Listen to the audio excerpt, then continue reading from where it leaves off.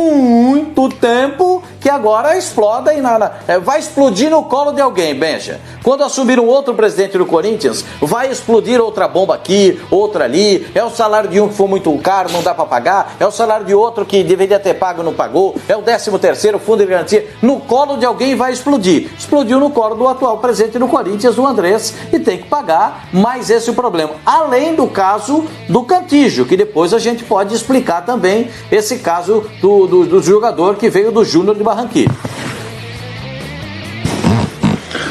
Ô Zé, você que conhece tão bem o Corinthians, você que nasceu no Corinthians, começou a jogar no Corinthians, conhece lá também como poucos.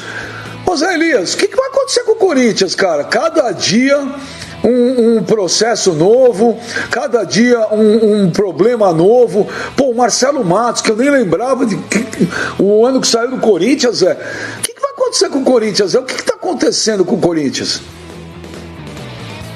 Eu acho que o que está acontecendo, bem, já é a falta de transparência. A falta de transparência com todos os torcedores, com as pessoas que realmente gostam do clube. Porque, primeiro, eu vou te fazer uma pergunta. Você sabe quanto o Corinthians deve no estádio?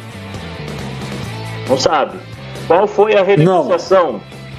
Qual foi a renegociação com a Caixa e quanto tempo foi prolongado esse financiamento? Ninguém sabe. Ninguém sabe. Então isso é apenas uma gotinha, uma bolinha uma gotinha que cai no iceberg, porque se o Corinthians continuar desse jeito, chegando contas, outro dia tem também, você esqueceu da 20, se eu não me engano, 21 ou 23 milhões da rua que o Corinthians se apropriou. Então, assim, a tendência é que o Corinthians se torne, não sei, não tenho noção direito exatamente de quanto tempo isso vai demorar, mas se continuar dessa forma, o Corinthians vai virar um Cruzeiro, né, vai virar um time que não tem tem o nome, mas só que não tem a confiança para que um patrocinador possa colocar o seu nome lá. Tem uma frase famosa que o ex-vice de marketing, né, o seu Rosenberg, falou sobre o Corinthians é uma noiva bonita, tudo lindo, maravilhoso, mas só que tem um problema, né, que é o HIV. Essa foi uma frase dita pelo próprio Rosenberg, que causou inclusive a queda dele. O problema é isso, que ninguém sabe o que está acontecendo com o Corinthians. Eu fico só assim, quando o Corinthians perde, quando o Corinthians tem crise, a torcida vai lá, pede reunião com o jogador, tem. A torcida vai lá, pede reunião com o dirigente, tem. Por que o dirigente não abre agora o Corinthians para mostrar para os torcedores o que está acontecendo? Onde está o dinheiro? Como foi pago as comissões? Para quem foi pago as comissões? O que está acontecendo internamente com o Corinthians? Para onde vai o dinheiro? Para onde é destinado o dinheiro? A quais são os empresários que foram feitos empréstimos? Eu acho que tem que abrir tudo isso. Se não abrir, a tendência é que o Corinthians se afunde ainda mais. Porque o Corinthians, diferente dos outros clubes, o Corinthians ainda tem um estádio a pagar. Então esse dinheiro que seria para o futebol do Corinthians vai para o estádio. E sem um time forte, por mais que a torcida do Corinthians seja apaixonada, né, por mais que a torcida do Corinthians compre a ideia, se você não tem um time forte, a gente sabe como é que funciona o futebol. Sem títulos, sem patrocínio. Então o Corinthians, a tendência é que o Corinthians se torne um Cruzeiro, infelizmente pela situação do Cruzeiro, e todos esses clubes que no passado tiveram problemas financeiros, o Corinthians está caminhando a isso. É só lembrar o que aconteceu no passado, não muito distante, quando o Corinthians foi para a segunda divisão. Por isso, Sormani, que ontem eu falava aquilo lá. Eu falei, na minha opinião, o time do Corinthians é um time limitado, só que os ingredientes que tem aí são muito ruins. Eleição, briga política, falta de dinheiro. Sormani, o Marcelo Matos, Sormani. Eu não lembrava do Marcelo Matos. Ele está jogando na Série D do campeonato, num time no Mato Grosso. Né? Nada contra isso, mas eu nem lembrava mais do Marcelo Matos, com todo o respeito do mundo ao Marcelo Matos. Benja, o Marcelo Matos jogou no Corinthians de 2005 até 2007, eu até estava dando uma olhada aqui, foram 118 jogos e 14 gols. E naquele histórico 7-1 do Corinthians contra o Santos, no Pacaembu, ele fez, acho que o 7º gol de falta. Foi lá naquele gol do tobogã. Ele é da época do Dualib, ele é da época, acho que da MSI também, é o time da MSI. Então é aquilo que você fala, e o Zé Elias estava mencionando também, né? É muita coisa escondida aí dentro do Corinthians, é coisa que vem do passado que você não faz a menor ideia, de repente cai no seu colo. E é a tal da falta de transparência. Se fosse um clube que administrado de maneira às claras, vamos dizer assim, você saberia isso. O cara que assume o departamento jurídico do Corinthians, a primeira coisa que ele tem que olhar é qual é o passivo do time, não só em relação à União, a outros clubes, mas principalmente na questão da justiça trabalhista.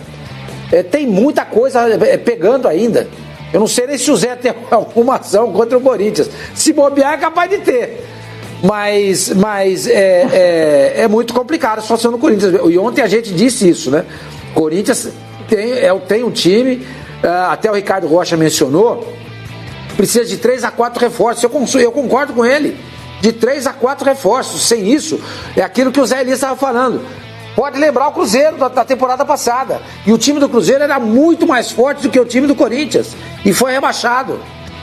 E ontem eu listei aqui, estava aqui olhando aqui no meu caderninho, pelo menos 9 times na frente do Corinthians nesse ano no Campeonato Brasileiro. Flamengo, Grêmio, Palmeiras, Internacional, Atlético Mineiro, Atlético Paranaense, São Paulo, Bahia, Fortaleza, e se bobear eu coloco o Santos também. Como eu falei, o Santos é um time que o técnico até agora não conseguiu se acertar. Mas o time do Corinthians é assim, gente. E se não tomar cuidado, se aquele timaço do Cruzeiro caiu, o Corinthians pode cair também. É aquilo que você estava dizendo, Benja. Dívidas, salários atrasados, ano de eleição, time capenga. Se ficar fora do Campeonato Paulista, na fase mais aguda, vai ter pressão da torcida. Então a situação do Corinthians é muito complicada, sim. Ô, meu menino, cadê? Eu vou falar igual você, velho. Ô, mano, tá me ouvindo, mano? Mano, me ouve? Ô, mano, deixa eu falar igual pra você. Eu acho que o mano não tá me ouvindo, não. Ah, tá ouvindo? Ô, mano, deixa eu falar igual pra você. Enquanto isso, eu só ouço a mesma frase de sempre. Cadê o dinheiro da venda do Pedrinho? Eu tô falando, esse dinheiro da venda do Pedrinho, ele vai evaporar no ar. É tanta gente pra receber que não vai dar tempo nem de entrar na conta. Mas isso é verdade, Benja. É uma situação na qual o Corinthians ele precisa ter um pouco mais de seriedade administrativa. O Corinthians ele é um pardieiro administrativo há muitos anos. Isso não é exclusividade somente do Corinthians, não. Outros times brasileiros aí também têm essa mesma conduta e infelizmente acabam terminando da forma como o Corinthians se encontra hoje também. Dependendo de dinheiro que possa vir de a venda de um jogador ou outro. Agora eu te pergunto, o Corinthians ele tem que dar graças a Deus primeiro por ter conseguido vender o Pedrinho antes da pandemia. Porque se vendesse após o período da pausa aí para respeitar esse negócio da quarentena e tudo mais, o Corinthians não conseguiria esses 20 milhões de euros. Possivelmente seria muito menos.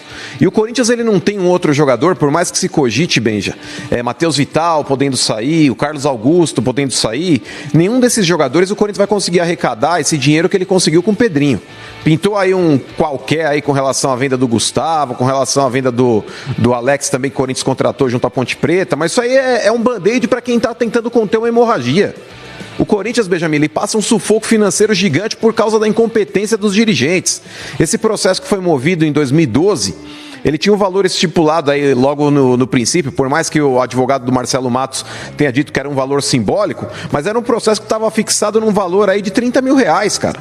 Como é que um dirigente protela uma dívida dessa? Se você deve 13º, férias, algo do tipo, cara, convenhamos, paga logo. Paga logo.